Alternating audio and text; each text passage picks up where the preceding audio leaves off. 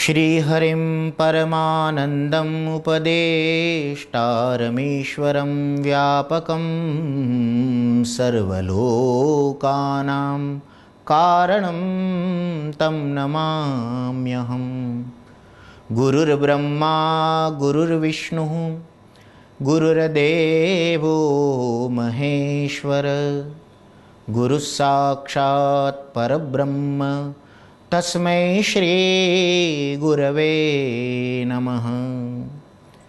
नमामि शमीशान निर्वाणरूपं विभुं व्यापकं ब्रह्मवेदस्वरूपं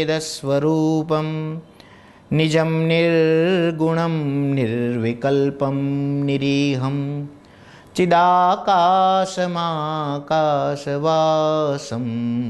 भजेहम।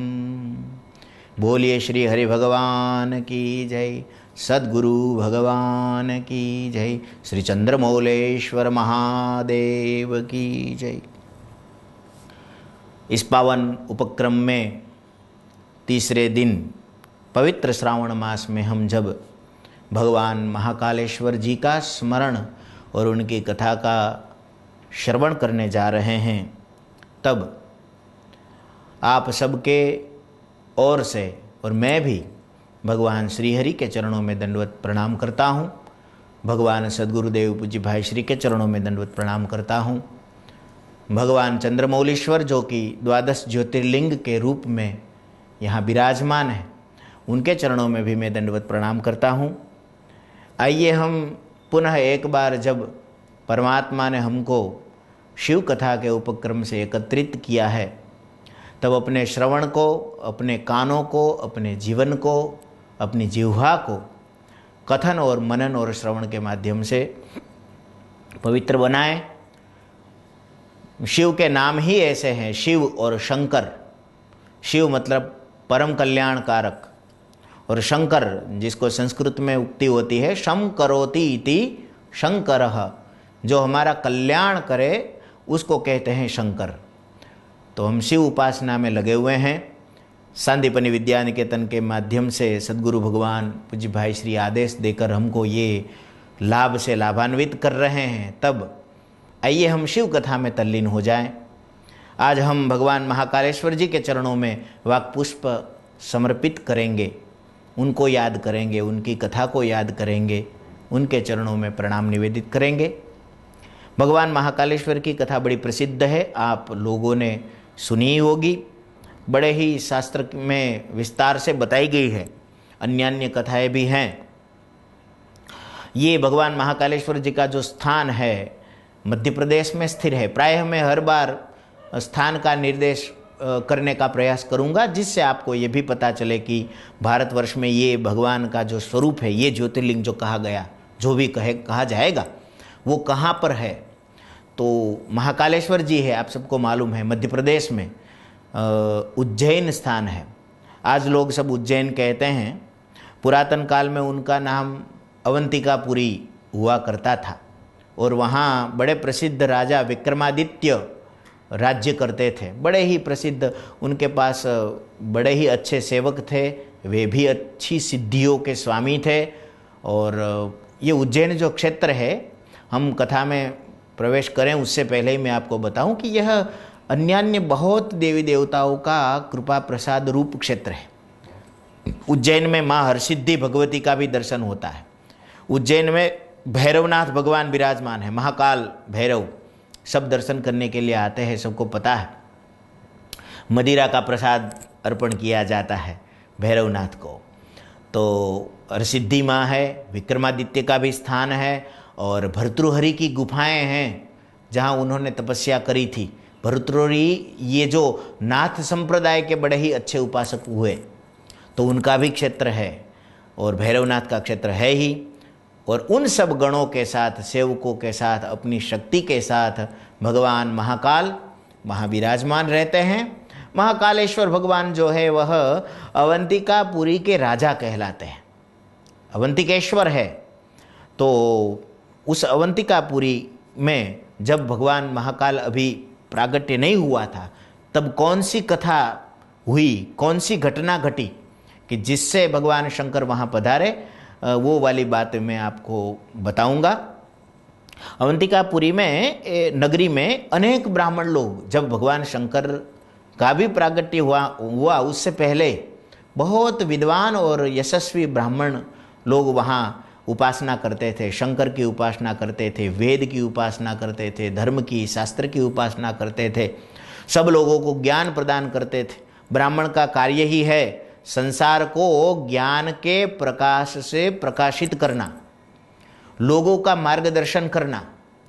जब हमारे पास आँख होती है तब हम दृश्य देख सकते हैं, लेकिन जब हमारे पास शास्त्र के कथन करने वाले ब्राह्मणों के मार्गदर्शन से दृष्टि प्राप्त होती है तो उस दृश्य का विवेक जागृत होता है, कर्तव्य और अकर्तव्य का बोध होता है, क्या करना है क्या नहीं करना है, इसको शास्त्र बताते हैं और शास्त्र का अध्ययन ब्राह्मणों ने किया है। इसलिए ये मैं केवल नहीं कह रहा हूँ, क्योंकि मुझे कहने की हिम्मत इसलिए हो रही है कि वेद में भी आप रुद्राष्टाध्यायी में वेदों के मंत्रों का अध्ययन करेंगे। दूसरे अध्याय में ब्राह्मणोस्य मुखमासित बाहु राजन्यः कृतः ऊरु तदस्य चतवेश्यः पदभ्यागु शूद्रो अजायत। तो ब्राह्मण भगवान का मुख है और भगवान उसी ब्राह्मण नाम के मुख से शास्त्र को प्रचारित और प्रसारित इस संसार में करते हैं। तो भगवान है ना, देखिए भगवान नारायण हो या भगवान शिव हो, उनको ब्राह्मण बड़े प्रिय है। तो ये ब्राह्मणों का क्षेत्र था और वहाँ ये विद्वान ब्राह्मण लोग सब रहते थे और उसी क्षेत्र में भगवान शिव का उपासक एक बड़े ही बढ़िया ब्राह्मण का नाम है वेदप्रिय। वेदप्रिय नाम के एक ब्राह्मण देवता रहते थे, बड़े ही प्रसन्न से होकर अपने जीवन में शंकर की उपासना करते थे। तो एक बार वह शिव की उपासना कर रहे थे, शिवलिंग पार्थिव लिंग का निर्माण करके भजन कर रहे थे, पूजा कर रहे थे। तो वहाँ अवंतिकापुरी में रत्नमाल नाम का एक छोटा सा पर्वत हुआ करता था। आज भी वह क्षेत्र वहीं होगा, क्योंकि वैसे तो ज़्यादातर पर्वत बदलते नहीं है। यदि कोई ज्वालामुखी या ऐसी घटनाएं घटे तो बात अलग है, वरना पर्वत तो स्थिर रहते हैं। नदियों का मुख मुड़ जाता है, कभी नदियाँ कहीं नई चालू हो जाती है, नए स्रोत शुरू हो जाते हैं, लेकिन पर्वत प्रायः नहीं बदलते। इसलिए हम कहते हैं कि व्रजमंडल में और कोई बात सिद्ध हो ना हो, गिरिराज जी तो है ही, क्योंकि पर्वत के रूप में है। तो यह रत्नमाल एक पर्वत था और उस पर्वत पर अच्छे लोग नहीं जाते थे, क्योंकि वहाँ दूषण नाम का एक राक्षस निवास करता था और उसने तपस्या करके ब्रह्मा जी से बहुत सारी सिद्धियाँ प्राप्त कर ली थी। और दूषण नाम का वह दैत्य एक बार जब उसको पता चला कि यह शिव की उपासना कर रहा है, तो उस श्रेष्ठ ब्राह्मण को परेशान करने के लिए वह वहाँ पहुँच जाता है। ब्रह्मा जी का वरदान था, उसके पास शक्ति थी। शास्त्र में यहाँ कथन कहा गया कि एक बार वेद प्रिय ब्राह्मण भगवान की उपासना कर रहा था, तब यह दूषण नाम का राक्षस उस ब्राह्मण को, उसके उन क्रियाकलापों को, उनकी सब विधि विधान को और शंकर भगवान का जो शिवलिंग बना था उसको नष्ट करने के लिए आया। अब देखिए, भगवान का नाम लेकर कोई बुरा कह दे तो भगवान को बुरा नहीं लगता, और प्रायः शंकर भगवान को तो बिल्कुल नहीं लगता है, क्योंकि शंकर भगवान है अहंकार के अधिष्ठाता देव। किसी और को अहंकार आ सकता है, लेकिन शिव को अहंकार नहीं आता है, क्योंकि शिव का काम है अहंकार को नष्ट करना।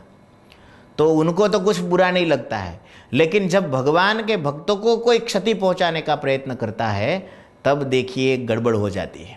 शंकर भगवान तो बड़े ही क्रोधित हो गए, हाथ में अपने गणों के साथ त्रिशूल लेकर वहाँ पधार गए। और यहाँ शिवपुराण में मैं पढ़ रहा हूँ, इसमें कथा है कि शंकर भगवान ने हुंकार मात्र से ऐसे हुम करके क्रोधित हो गए और उस हुंकार, अब शस्त्र मारने की भी आवश्यकता नहीं पड़ी। देखिए, इतने सिद्धियों का स्वामी वह राक्षस, लेकिन शंकर भगवान को शस्त्र का भी उपयोग नहीं करना, क्योंकि क्रोध है ना शिव जी का। इसलिए पहला मंत्र है शिव जी का, नमस्ते रुद्रमन्यव उतोतैखवे नमः बाहुभ्याम उतते नमः। नमस्ते रुद्रमन्यवे, मन्यु का अर्थ होता है क्रोध, महाक्रोध के रूप में आ गए शंकर भगवान। तो उन्होंने हुंकार किया और उस हुंकार से दूषण नाम का राक्षस परास्त हो गया, खत्म हो गया। और उस हुंकार के नाद से उस राक्षस का विनाश होते ही चारों ओर बिल्कुल शांति का प्रचार प्रसार हो गया। शंकर भगवान बड़े प्रसन्न हुए, ब्राह्मण के ऊपर हाथ रखकर उनको आशीर्वाद दिया, तुमने इस क्षेत्र को पवित्र किया है, इसने तुमको बहुत परेशान किया, लेकिन जब समय आया तो मैं समय उचित समझकर यहाँ आ गया हूँ, अब तुम कहो तुम्हारी क्या इच्छा है। तो वेद प्रिय ब्राह्मण ने दिव्य अन्य अन्य श्लोकों के द्वारा, स्तवनों के द्वारा शंकर भगवान को प्रसन्न किया और फिर यह वरदान मांगा कि प्रभु आप यदि कृपा करें तो आप ज्योतिर्लिंग के रूप में इस क्षेत्र में आप विराजित हो जाए, तो इससे लाभ ये होगा कि भक्तों को आपके दर्शन का, स्पर्श का, अभिषेक का, पूजा का लाभ मिलेगा।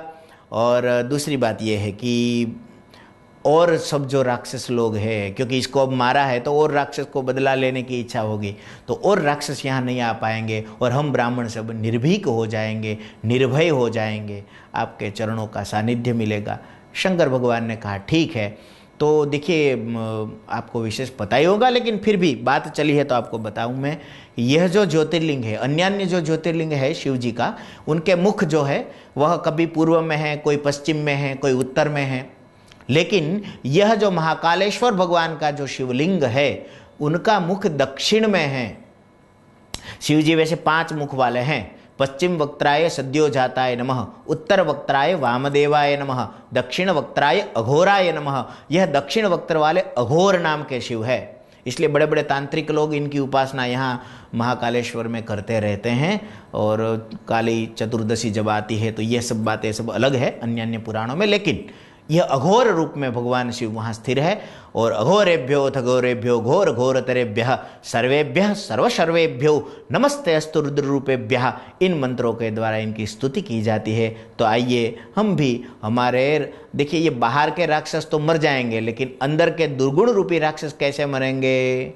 तो हम भगवान महाकालेश्वर से प्रार्थना करते हैं कि अब वो वाले राक्षस तो सब चले गए, लेकिन हमारे हृदय में काम, क्रोध, लोभ, मोह, मद, मत्सर इत्यादि के जो राक्षस है उनका आप विनाश करें, हम आपके चरणों में प्रणाम करते हैं। तो आइए इसी भावना के साथ भगवान महाकालेश्वर के चरणों में प्रणाम करते हुए इस कथा को और वाक पुष्प को उनके ही चरणों में हम समर्पित करें।